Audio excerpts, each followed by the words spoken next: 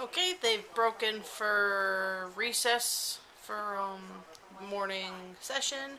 The Juan starts out talking about more of her sexual relationship with Travis. He's using it to show that she enjoyed being with him and enjoyed what they did together, and not that she felt like a prostitute.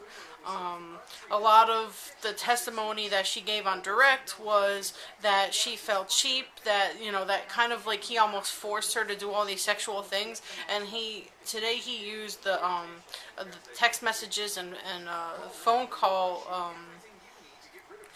between the two of them to show that that is not the case at all.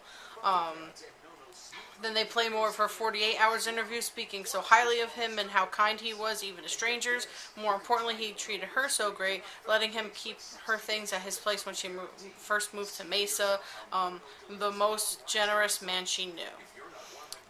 Playing recorded phone calls with Travis about their sexual exploits. She says he made her feel like the most beautiful woman in the world. There's a lot of phone sex going on that they played.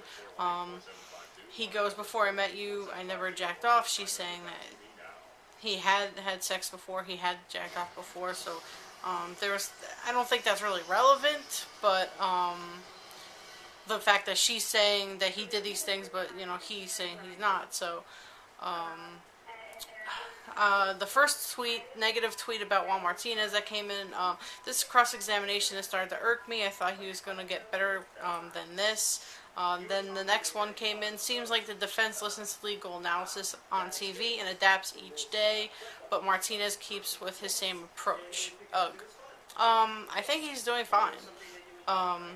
Then somebody in the courtroom commented that the male jurors were not making eye contact with Jodi Arias while listening to dirty phone calls. Some women are, but most are looking down. Then she had said on direct that she had requested her tape, that he had requested to tape their phone calls, and Juan is trying to get her to admit that he had nothing to do with it, and the recording, and that he didn't even know that they were being recorded. And I said I don't think he's gonna get her to admit to it though, and he really didn't get her to admit to it, but I don't think anybody believes that he had requested it. She talks about losing the phone. Reported it stolen, says she had lost it for a couple of years, and then all of a sudden when she finds it, she puts those tape conversations on her hard drive. She talks about how she wants to marry a freaky Mormon guy, and she wants to blossom sexually, and she wants to live out her life being that way.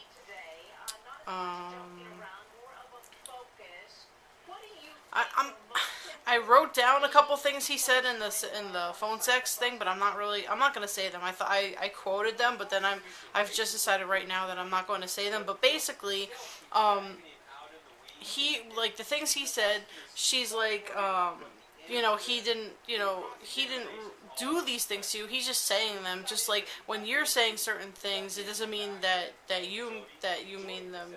Or when you say things and you're not meaning them, doesn't mean when he's saying these things that he means them either. And I'm surprised it wasn't objective for speculation, but it wasn't objective for speculation, because she was saying things that maybe she didn't necessarily mean, but that she knew would get him excited. And same thing when he said things, it could have been taken the same way, and she said yes. She said on direct, I'm not going to talk about the phone sex thing. It's not really relevant. Well, it is relevant, but yeah, I'm not going to quote her, because I think she gets off on talking about it. She seemed really satisfied with herself today. But basically, I said she said on direct examination that she didn't like it when he... Yeah, I'm not going to... Well, she said she didn't like it when he put his penis inside her, and now she's saying it was fine. She never told him not to. She says that he did it while she was asleep, but he kind of woke her up, and then, she wasn't really, I don't think she was really asleep. She might have been sleeping, like when he initiated, but she woke up, and she was fine with it. And he's asked her repeatedly, these are all consensual, you both wanted these things, and she has repeatedly said yes. Then another tweet comes in. Martinez needs to troll social media for tips. If he isn't scoring points with the audience, then he isn't with the jurors either. But I saw for the most part today that everybody was fine. I mean, a lot of people on Twitter were uncomfortable with listening to the phone sex. I wasn't, but a lot of people were uncomfortable with it. But I think it was important to go through because he's trying to go, everything that she said on direct. He needs to, prove that she was not telling the truth. Juan Martinez is like a child not getting his way. Hissy fit. He needs to respect the jury's ability to read into a game, and he's not. I don't think he was that bad today. They really didn't get into it too much. Then somebody said about the jurors, I think it's time to move on. The jurors look bored. And another thing on the jurors, what does it mean? Who knows? But one regular Jodi Arias juror note taker has been tapping her pen this morning, not writing as much. And I see one female juror on the end taking notes. The rest just seem to be watching. He sent her a penis photo and admits she's not offended by it. And she originally said that she was. She said that she wants to fuck him like a dirty, horny little schoolgirl. And originally, they said that he had brought that up, but she actually brought it up first, and that's kind of why he brought it up. Not the fact that he was trying to, get something out of her that she didn't want to do. So then the next is, he lost a jury already. Martinez is talking about things we already heard and don't need to hear again. There's a reason for everything. So then I said, people are saying they're getting lost and the jury is lost, but Juan Martinez is trying to show that Travis is not the sexual deviant and abuser that she says he was, and that the sexual relationship was mutual. She wanted the same things he did sometimes, and it seems most of the time she was the one initiating it, just like what I said. He says that she lied to him some of the time because they were fantasizing and these things aren't really happening, so it could be possible that he was doing the same thing, something I touched on a couple minutes ago. If you're following this trial, a good Twitter handle to follow is Wild About Trial. They're the website that I actually watch the stream on, because sometimes True TV and HLN will cut to commercial and then I just go right over to the stream. So I quoted them today because they have some really good insight and they're in the courtroom. So Wild About Trial says Juan is starting to show that all these conversations are just fantasy. This is the sixth tweet not in favor of Martinez. Martinez has definitely lost his mind. He is not doing himself any favors by rehashing this phone call. Then somebody else said, it's just a name, Martinez. Move on or end your pitiful cross. And then they play more of her 40. They play a lot of more of her 48 hours interview today. Actually talking about the day of the murder.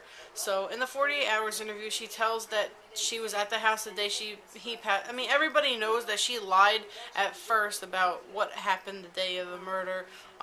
She talked about two people breaking in, and she wasn't allowed to talk about it, but that her family would be in danger. But then she goes and talks about it. And then she says that two people were having an argument, two people broke in and killed him, and Juan points out she never mentions any memory loss.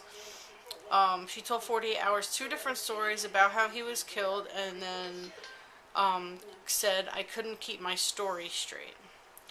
So I said, I believe when she's talking about what people did to her and to him, that it was in fact what she did to him. He starts talking about her planning her road trip, which he starts to get into, premeditation. Because, she says, I don't remember when talking about something she said in direct examination because he caught her a lie or an inconsistency. Then Wild About Trial says, it's quick to say I don't remember when Juan catches her in a mixed up story. So I just wanted to put their word in there just because they're having like the same thoughts I So I said a lot more people are starting to see why Juan Martinez is going through all of this. He's going through everything they talked about on direct exam and basically saying it was all a lie. She really hasn't fought back with him too many times today, and once in a while, she still will. And she will. And then he starts talking about like she refused to rent a red car for her road trip, and she talked about because she heard that you get more speeding tickets with a red car, but he's starting to try to get her. It was because she didn't want to stand out. It wasn't. I mean, who like thinks, oh, I'm gonna get a speeding ticket, I don't want a red car. Like, unless you're doing something wrong, you should have no problems, with the law, unless you're breaking the law. So that that's what he's kind of getting to. The reason why she didn't want a red car, and that's kind of where they ended it with morning recess. So I think it was a really good morning for Juan Martinez, and it was great that there wasn't too much of a fight between the two of them, that he was able to get his questions in, and she was just saying a lot of yes, yes, yes. A few times she still nitpicks, and a few times, she kind of went back at him but for the most part, he got what he needed out of her, and I think he did a really good job.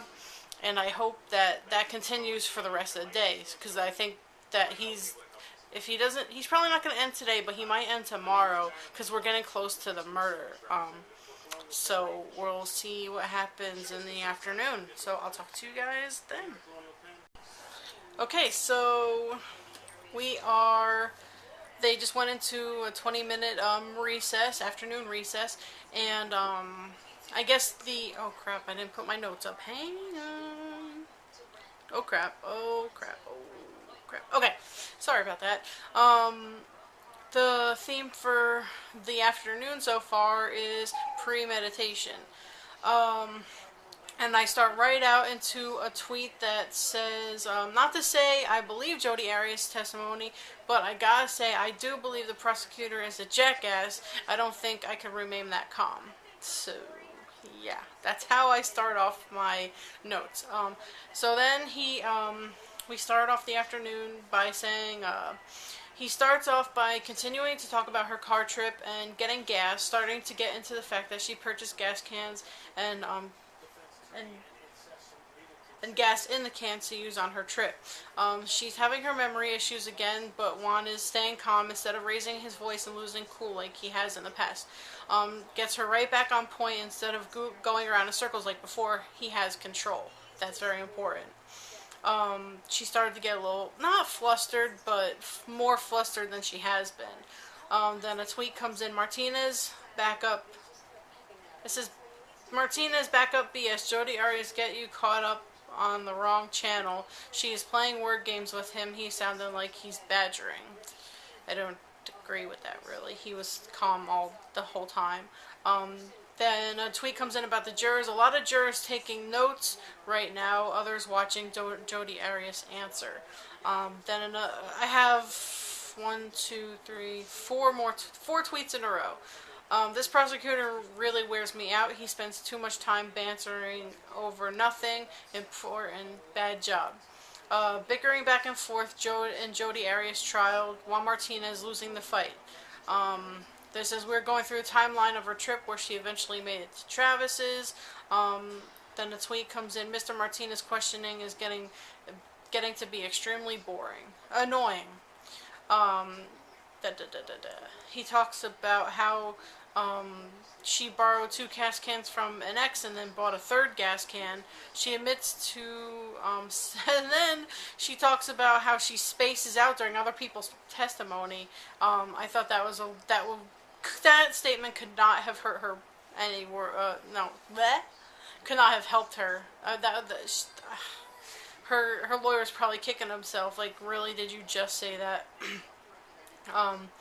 So then a lot of people are asking why the judge isn't setting Jodi Arias straight. They are sick of her evading questions and disrespect of the prosecutor. He's talking about how she went and got all this extra gas and she started using cash instead of credit or a debit card. She filled the car with credit and then the gas can with cash. People aren't liking that there is too much talk and so many figures thrown up about the gas and the gas cans. He is trying to prove that she has been planning the murder and it was premeditated. She's not making things easy by not always giving a straight answer. And basically, he's trying to prove that she was trying to, trying to go under the radar. So there wasn't any proof that she was in Arizona at all. She says she returned to the third gas can, but didn't get anything back from Walmart to say that she did.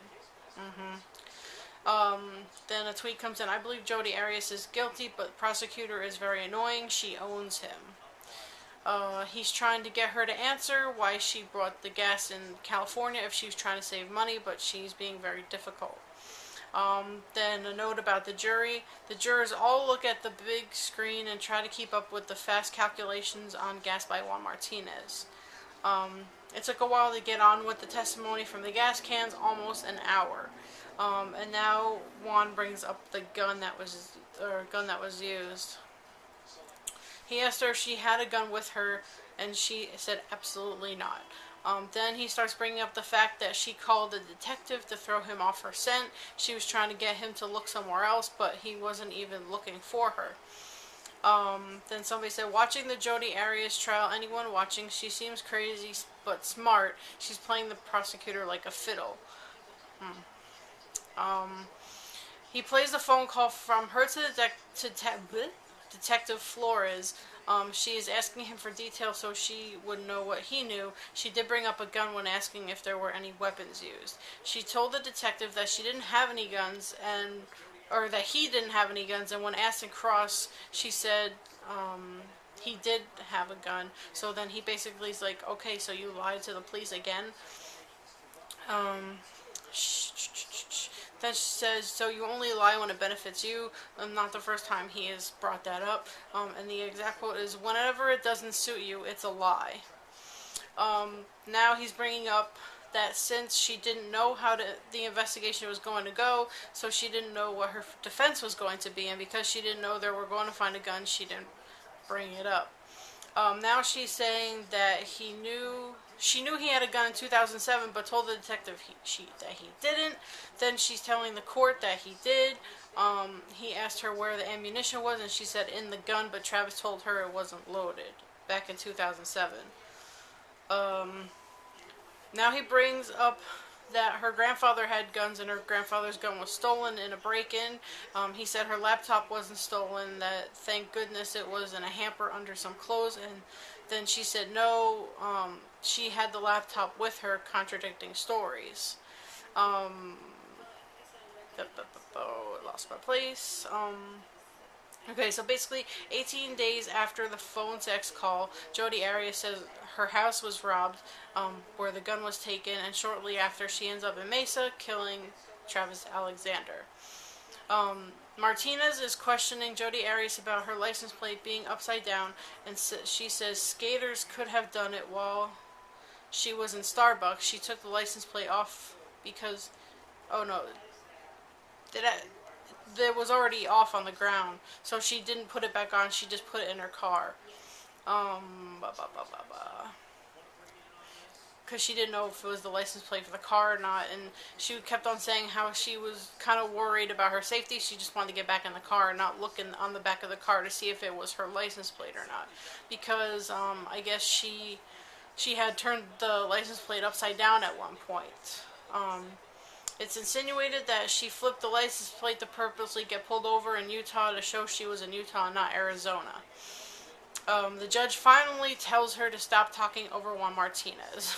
Thank God. And everybody seemed to be very happy with the judge, that the judge actually took charge. People are starting to get annoyed on how long he's sorry about that. Let's start over. People are starting to get annoyed on how long he is taking on the license plate subject. He needs to get straight answers out of her, and she's not giving them. It is important to go over her testimony point by point and prove she's lying, especially when it comes to things like this that can prove this was all planned.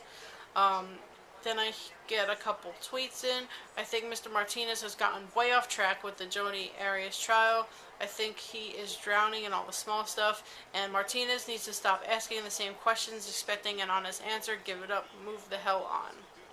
I kind of agree with that. He he keeps asking her these questions and think like it looks like he's gonna think that she's just gonna go, yes, fine, you got me, I planned it. It's not gonna happen. But I do. But at the same point, she's not being cooperative. And then she said she was. She said he was asking her how come if the license plate was right in front of her, how come she didn't know what it was, and she said that she was nearsighted and she didn't get glasses till 2010. And I think that can hurt her because it's like, okay, if you can't see, then how did you pass the eye exam and the driver's test? It's like, maybe you shouldn't have said that. You're just getting caught up in more of your lies. And then Juan Martinez is definitely scoring a lot of points today. She's getting caught in her lies, and he is just plowing through. He did very well in the afternoon session so far.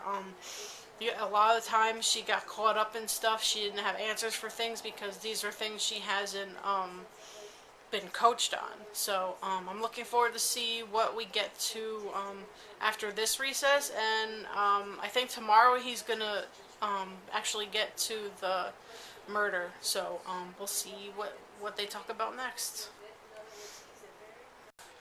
Okay, so last part of the day, we start out by well, before we get back to court, I made a couple notes during recess. They showed like a picture of like a side by side from a picture of Jodi Arias from direct examination to today cross-examination during the phone sex recordings being played. And during the direct examination, she had her head, her head down and her hand, and her hair was covering her face, and she was like distraught and crying. And today when they played the phone sex tapes, she was sitting there smirking and almost looking proud of herself, not ashamed whatsoever. So then somebody mentioned that the jury at one point, one of the jurors, they say one point he was smiling, but then sorry, I'm lost in my words. At one point, one of the jurors was smiling at the fact that Juan Martinez was actually like getting some good points out of her, and then as soon as they started going back and forth, he like threw his hands up and from disgust or whatever. So that's not a good sign. And this is like my little side thing. I said her mother and aunt are in court every day laughing and smiling with each other, and it just disgusts me, especially when Travis's family are over in the next row, heartbroken. I think that her family should get, somebody should say something to her family, because they shouldn't be allowed to be sitting in court and joking with each other and smiling. Her daughter is on trial for murder. Her life is on the line, and you're sitting there joking with each other. It's just in very poor taste. And then we got back into it. She was saying that he was guilting her into coming to see him, but she liked it and was flattered by it. If she was using the gas can to save money because gas is cheaper in Arizona, then why did she fill up in California? Then I got a tweet in, as a viewer, the prosecutor is losing me. And then I made a note of a tweet showing if Jodi Arias says she brought about $200 on the trip by now, she'd be out of cash before she even got to Mesa. That's a good point. That just shows more kind of premeditation. She had consensual sex with him. She was being tied up, but the rope was loose enough where she could take her hands out, in and out of them freely. They spent time. She talks about this rope. They spent time measuring the rope. She said he walked into the bathroom to cut it to size. That shows kind of how the knife got there. Juan Martinez says there could have been any way easier than to kind of bring this rope all through the house to cut it if they wanted to. And I should mention that oh, I said I should mention that my heart is pounding a tad faster just knowing we are soon getting to the actual murder. He's obviously not going to get to the murder until tomorrow, but he's going to leave the jury with that for over the weekend because I think everybody's talking about, I don't even know what day it is. That's sad. Is it Tuesday or Wednesday today? It's Wednesday. Okay, so they're not going to have court on Friday, so they're going to have 3 days to, the last thing they'll see is the murder, and that will be like in their heads.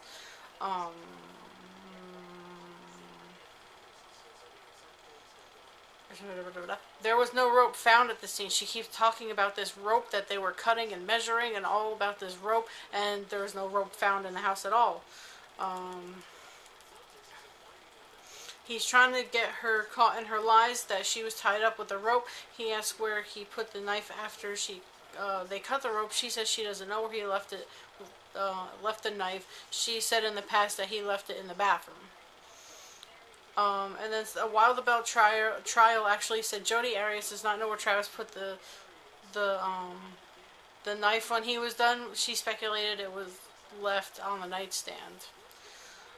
She's getting caught in her lies. She says she's trying to she's tried to evade answering questions. She's had testified one thing on direct and saying something different now. They keep going back and forth about it. If she could use the camera to make a video and she couldn't figure it out, she says she can't remember if it was her camera or his. Wild About Trial says Juan points out that she specifically said on direct that she would not use Travis's camera to make. She could not use Travis's camera to make the video. About the jury, jurors taking a lot of notes, watching Jodi Arias closely, trying to figure out if she's lying. She said she gets a little mousy when shown pictures of her and asking where the rope is, and he says it's not there, is it? And she says not anymore. He asks why she would continue to spend time with someone who she described as a bully. She says there were other parts about him. There were other parts to him. Then another tweet comes in. Juan Martinez is helping Jodi. He's melting down, letting crazy killer get under his skin. Not professional, disgraceful. Then I think these two quotes are very powerful. I think he said them just to kind of like give her a kind of slap in the face. He goes, you took a shower in the same place you placed his body after you killed him. She answers yes. You put your pants on, the same pants you were wearing when you killed him. And she answers, she didn't give a direct answer, and he goes, was there a costume change in the middle of it? And she says no. We are getting very close to the murder, I say. She took the last 5-10 minutes not remembering what she testified about, bringing her luggage down to her car in direct examination, so they were kind of going back and forth on that. And then, of course, we have to promptly end at 4:30 p.m. Arizona time, so it promptly ended. And then, the last tweet that came in, I viewed the autopsy photos of Travis, but for some reason I have empathy for Jodi Arias during this cross-examination, and I think that's sick. I really do. How can you look at those photos of him and still feel bad for this girl because she's getting yelled at a little bit? Like, really? That just shows the character of that person. So that's it for today. Oh, sorry. I always do that. So that's it for today. I will see you guys tomorrow, and I'll probably have a lot of notes about the murder because I think that's where we're heading. So, good night.